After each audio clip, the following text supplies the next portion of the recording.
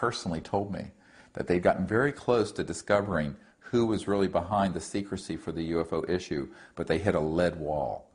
And he looked at me in the eyes, he said, "Dr. Greer, you're dealing with the varsity team of all black projects. Good luck." So it's a very, very complex issue. And the secrecy isn't that hard to maintain if you have this sort of infiltration into major institutions, media, and also the ability simply to float nonsensical stories out there. Because people hear the word UFO and extraterrestrial, they think somebody from a trailer park in West Virginia who's floated on board a spacecraft had sex with someone from Mars and claims they have a baby in an incubator. Or, just all kinds of nonsense. The truth of it is actually more interesting. The truth of the technologies and the fact that the extraterrestrial technologies are so advanced that they interface directly with coherent thought. Like we have coherent light in a laser, they have technologies that interface with thought, that interface with conscious mind, that their development of artificial intelligence that's integrated into these spacecraft is so advanced that they pick up on a directed... it's fascinating. And this is what we've been experimenting with. And the whole paradigm becomes a new paradigm of understanding the structure of the cosmos. But most of the information that's out in the public on this issue has been a carnival of silliness. And that keeps most serious people sort of in the closet on it. In fact, it's interesting, I often work with senior government officials in Europe and in Canada and elsewhere, and they go, "Oh, we're very interested, I want everything you have on this, but no one can know that I'm interested because it'll ruin my career, because I'll be ridiculed." So it's a very interesting psychological matrix that's been created to keep people in the box. And what we're trying to do is do something serious, push the envelope on this information, and credible, and get people to understand what the truth is. It's a very common question of why don't these visitors make themselves more obvious. And what I point out to people is they have. They have been filmed hovering over Rome for an hour. They have been filmed over downtown Montreal. I have the video. They have been seen all over Mexico City and on radar. They have been filmed over the White House and the Capitol and the photograph of the 1950s. They have landed and met with officials who then betrayed that. They have done everything but forcibly say this. Now, important, what good would come from one civilization forcing on another civilization their presence? This is our problem, not theirs. We've lied to each other. We've kept this secret. We have the proof. We have the materiel, the spacecraft. We have the full documentation. We have radar tapes. And what the Disclosure Project is doing that. But it's not their place, these visitors from other planets, to force their presence on us. Because to the extent that we are lying to each other in this dysfunctional human family, what that says to them is that we're not ready for that level of open contact. And so this is something that I think is a very key thing, is that if you go to a civilization that's less developed and overtly and forcibly impose your presence, it never works. This is the mistake that is happening now in Iraq, where we're going into a country and thinking we're going to impose a Jeffersonian democracy to a people who have never had anything but dictatorships and what have you. It isn't practical. And so what they're looking for, in my opinion, is that they have given us enough evidence to educate the world that we're not alone. Why are we covering this up? Why are humans? Why are governments? Why are corporations? Why don't we tell the truth? And I think that to the extent we do, we will see that they're ready to be more open. Now, the other point is that what agency on earth is assigned the task of interfacing with them? They're not interested in just the Norwegians or the Americans or the French or the Chinese. They're interested, because they are global civilizations, they are interested in human Earth civilization. But the United Nations has no mandate to deal with this. We've tried. They refuse. They're too afraid. And they've been threatened. I know for a fact that they were threatened not to when we asked them. So CSETI, the Center for the Study of Extraterrestrial Intelligence, is a citizens diplomacy effort. And we have people going out all over the world. I mean, in Australia, South America, Europe, United States, where we have teams using certain protocols attempting to make contact peacefully. And of course, we have not the funding of a government, we don't have the equipment and what have you, but it's a prototype, experimental diplomatic effort. And we have had amazing results. And the reason we have is that they want that kind of contact, but they want it when people are ready for it. And the sign that we're ready for it is when we ask for it. So it's really more the secrecy and the fact that these visitors from other civilizations and other parts of the universe are not forcibly exposing themselves to us is an act of compassion on their part. Obviously, if they wanted to, they could. They have chosen not to because their measurement of how ready we are is how we react. And we have failed that test so far. And I think that this is something that takes a lot of introspection and courage from our leaders. This is why when I meet with people in the government, I say, look, they are waiting for an appropriate response from the earth. An appropriate. We've fired at them. We've tried to get their technologies to reverse engineer them so we can have them secretively. We have denied them. We've ridiculed the issue. We've lied to each other. We've covered it up. We've done everything but do something appropriate, peaceful, reaching out to them, and be open and honest about it. So that is the next step. And some government in the world, I don't care what government, Norway, needs to lead that, be the leading edge of that. And until then, our group is trying to do this with our humble resources. I mean, obviously, we don't have the resources of a government.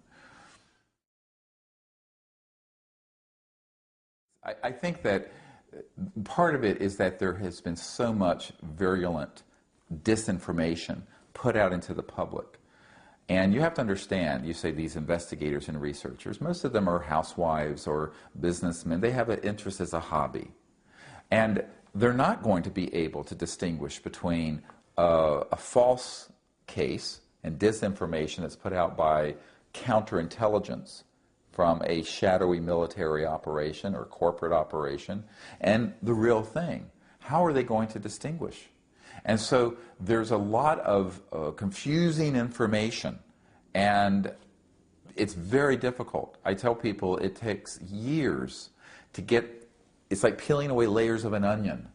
And you've peeled away 38 layers and you still have 20 more to go.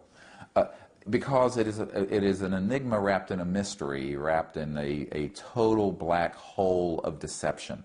Most of the information put out there to the public and to these investigators is deliberate disinformation designed to evoke a response. Fear and ridicule, one of those two. And this is why you see so many things about, alien invasion week on the networks, and they're invading us, or they're abducting us, or they're torturing us, or there's nothing of the kind happening. But there's plenty of ways to put that information out there and convince certain people there are. And humans have this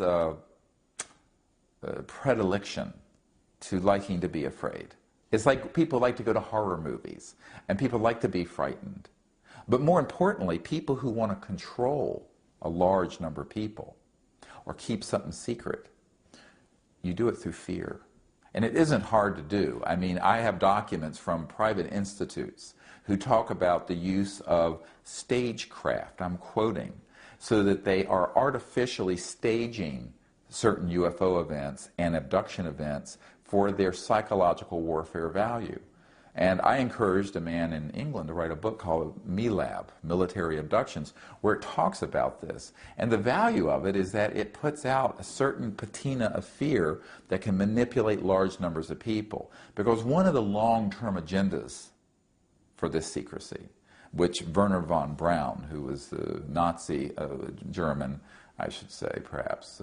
He'd said he really wasn't a Nazi, but he worked with Hitler's and developed a V-2 rocket. He was brought into the U.S. space research program back after World War II, and his spokeswoman for the last 4 years of his life is on our team. And she said, oh yes, he knew about this, and he said to her that there's an enormous amount of disinformation on this subject because their agenda long-term, this huge $1 trillion a year military industrial project, is to grow that industry so that the whole world becomes united against a threat from outer space. There is no threat from outer space, but if you can convince people there is, instead of spending $1 trillion a year out of the global economy, we'll spend $2 or $3 or $5 trillion a year.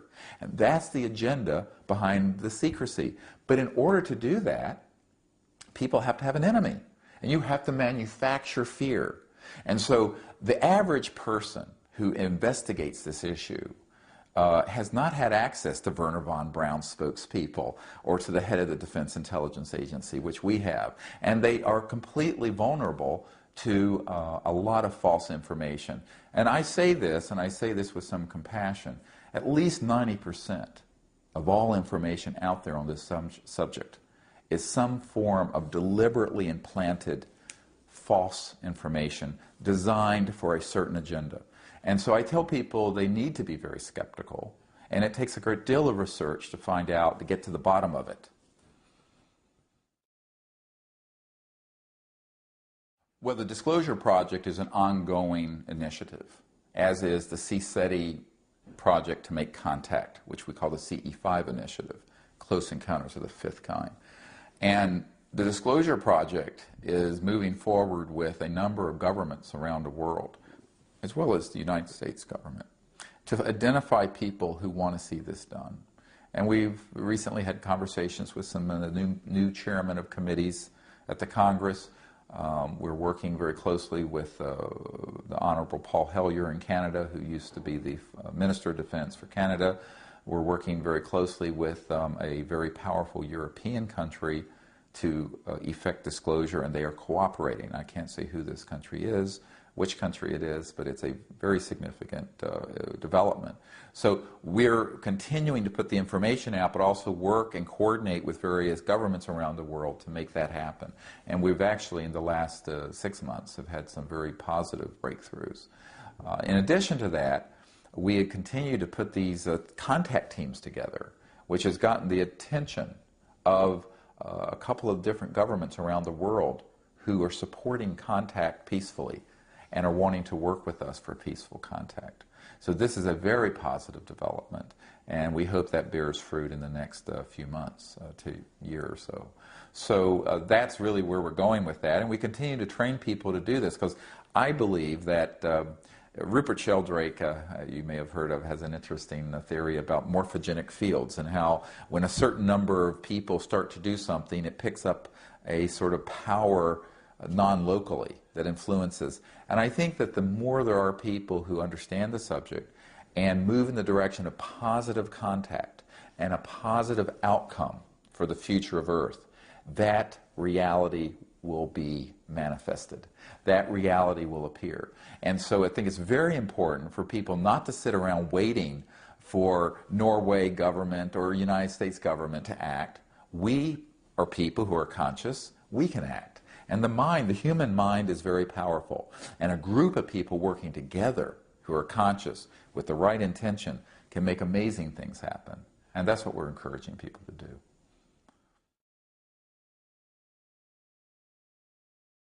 The spiritual implications of this are profound. Now, I distinguish that from religious, organized religions.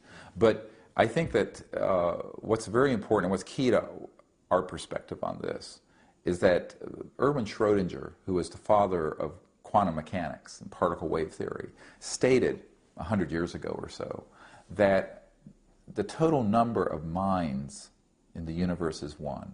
And in fact, the consciousness is a singularity, phasing within all beings. And this is also the heart of compassion of the Buddha and the source of the oneness spoken of in spirit